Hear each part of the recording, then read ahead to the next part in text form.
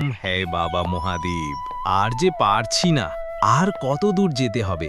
এই যে রাত হয়ে এলো, বৃষ্টি পড়তে লাগলো, মেঘও ডাকছে। সবই মহাদেবের মায়াজাল। আমি আমার লক্ষ্যে এগিয়ে যাই। এই যে এইটা আবার কি হচ্ছে? রাস্তাটা ওরকম ভাবে ফেটে যাচ্ছে কেন?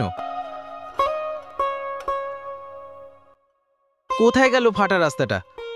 আমার চোখে কি কোনো প্রবলেম হলো? আচ্ছা, বুঝতে পেরেছি, এসব মহাদেবের নীলাজাল। আমি হাঁটতে শুরু করি।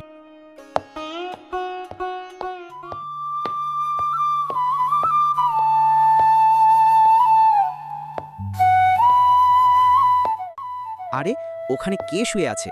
দেখে তো মনে হচ্ছে সাধু বাবা। সাধু বাবাকে দেখে অসুস্থ লাগছে। আমি বরং ডাকি, ও সাধু বাবা, ও সাধু বাবা, আপনার কি শরীর খারাপ? আমি কি আপনাকে কোনো সাহায্য করতে পারি? সাধু বাবা উঠে বলল, বাবা, এই রোদ গরমে আমার মাথা গরম হয়ে তোমার ওই কলসি ভরা জল আমার মাথায় দেবে? হ্যাঁ সাধু বাবা, নিশ্চয়ই। আপনি ওখানেই বসে থাকুন, আমি ওপরে উঠে আপনার মাথায় জল দিচ্ছি। তোমার মঙ্গল হোক বাবা, আমি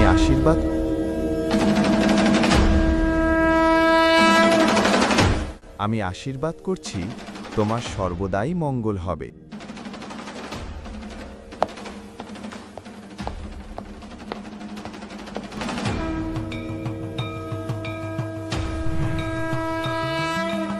এ বালক, তুমি জানো না তুমি কার মাথায় জল ঢাললে? তোমার সর্বদাই মঙ্গল হোক।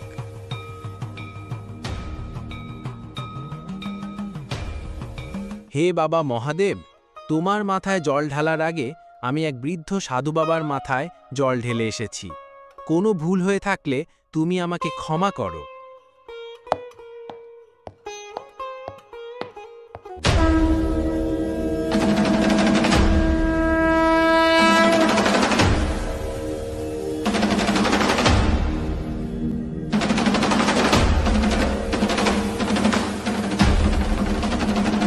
কি বন্ধুরা, তোমরা সবাই রেডি তো? শ্রাবণ মাস পড়তে আর কয়েকদিন বাকি আছে। ভোলে বাবার মাথায় জল ঢেলে বাবার মাথা শান্ত করুন। দেখবেন তোমার জীবন শান্ত থাকবে। ধন্যবাদ।